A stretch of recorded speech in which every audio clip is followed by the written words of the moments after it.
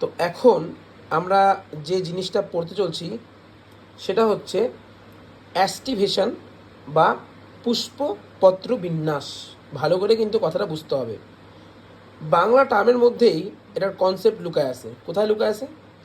একদিকে হচ্ছে পুষ্প, একদিকে হচ্ছে পত্র। তার মানে পত্র পত্র একটা ব্যাপার আছে, আর পুষ্প পুষ্প একটা ব্যাপার আছে। ডিরেক্ট পত্র বা পাতার কথা এখানে না বললেও এখানে দুইটা জিনিস নিয়ে আমরা সবসময় কথা বলবো। একটা হচ্ছে বৃতির অংশ, বৃত্তাংশ, আর একটা হচ্ছে ফুলের যে পার্ট, সেই ফুলের কথা নিয়ে আমরা এখানে বলবো। ওকে, তাহলে আমাদের প্রথমেই আমাদের আগে অ্যাস্টিভেশন বা পুষ্পপত্র বিন্যাসের সংজ্ঞাটা ক্লিয়ার করতে হবে। পুষ্পপত্র বিন্যাস হলো পুষ্পমুকুল অর্থাৎ ফ্লোরাল যে বার্ড, যেখান থেকে ফুলটা ফোটে, সেখানে বৃত্তাংশ এবং দলাংশের নির্দিষ্ট যে সজ্জা রীতি, তাকেই বলা হয় পুষ্পপত্র বিন্যাস। তবে একটা কথা পুষ্পপত্র বিন্যাস পড়তে গেলে মনে রাখতে হবে, ফুলটা ফুটে গেলে আর অ্যাস্টিভেশন বা পুষ্পপত্র বিন্যাস বোঝা সম্ভব না। পুষ্পপত্র বিন্যাস বা অ্যাস্টিভেশন বুঝতে গেলে ফুলটাকে কুড়ি অবস্থায় যখন থাকবে তখন সেই ফুলটার কনসেপ্ট তোমাদেরকে বুঝতে হবে। পুষ্পপত্র বিন্যাসের অনেকগুলো পার্ট হয়। সেই পার্টের প্রথম যে পার্ট সেটা হচ্ছে ভ্যালভেট। পরিষ্কার দেখা যাচ্ছে এটা হচ্ছে ফুলটা কীরকম দেখতে সেই কনসেপ্ট, আর এটা হচ্ছে ফুলটার টপ ভিউ দেখতে কীরকম সেরকম। প্রথমেই অ্যাস্টিভেশনে যে জিনিসটা দেখা যাচ্ছে এটা ফুলের ছবি হলেও এক্স্যাক্টলি এটাকে যদি বৃত্তি দিয়ে ব্যাখ্যা করা যায় তাহলে খুব ভালো হয়।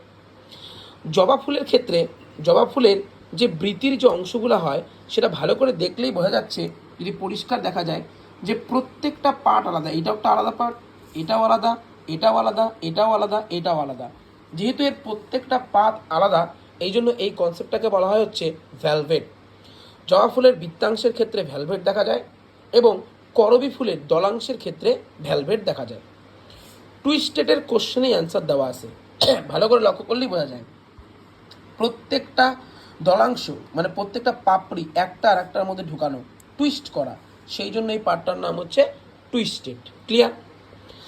এখন সেকেন্ড দুইটা পার্ট নিয়ে তোদের প্রচণ্ড কোশ্চেন থাকবে আমি জানি, যে স্যার ইমব্রিকেট আর কুইনকানসিয়াল দুইটা তো দেখতে একই, কোথায় পার্থক্য তো আমি দেখতে পাচ্ছি না।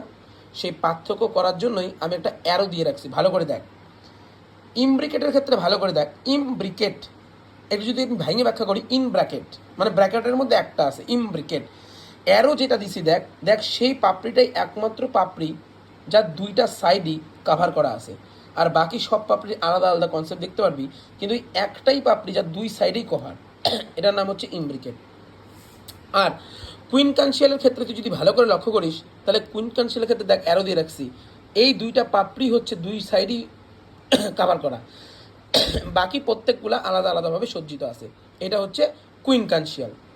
আর তুই যদি ভ্যাক্সিলারির ক্ষেত্রে দেখিস তাহলে ভ্যাক্সিলারির ক্ষেত্রে এটাকে দেখতে নৌকার ধ্বজার মতো, এই জন্য এটাকে বলছে হচ্ছে ভ্যাক্সিলারি। ক্লিয়ার?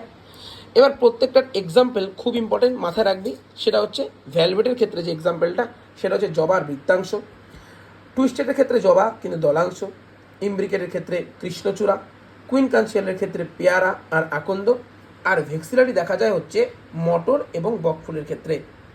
আর একটা এক্সাম্পল হয় যাকে বলা হয় হচ্ছে কনভুলেটেড বা সংবর্ত। এটা দরকার নাই, সংবর্তের এক্সাম্পলটা মাথায় রাখিস। মর্নিং গ্লোরি বলে একটা ফুল হয়, সেই ফুলটার ক্ষেত্রে সংবর্ত দেখা যায়, কিন্তু এটা আমাদের ইম্পর্টেন্ট না। তো আশা রাখি তোরা অ্যাস্টিভেশনের কনসেপ্টটা সম্পূর্ণভাবে বুঝতে পারছিস। যদি অসুবিধা হয় আমাকে জানাস।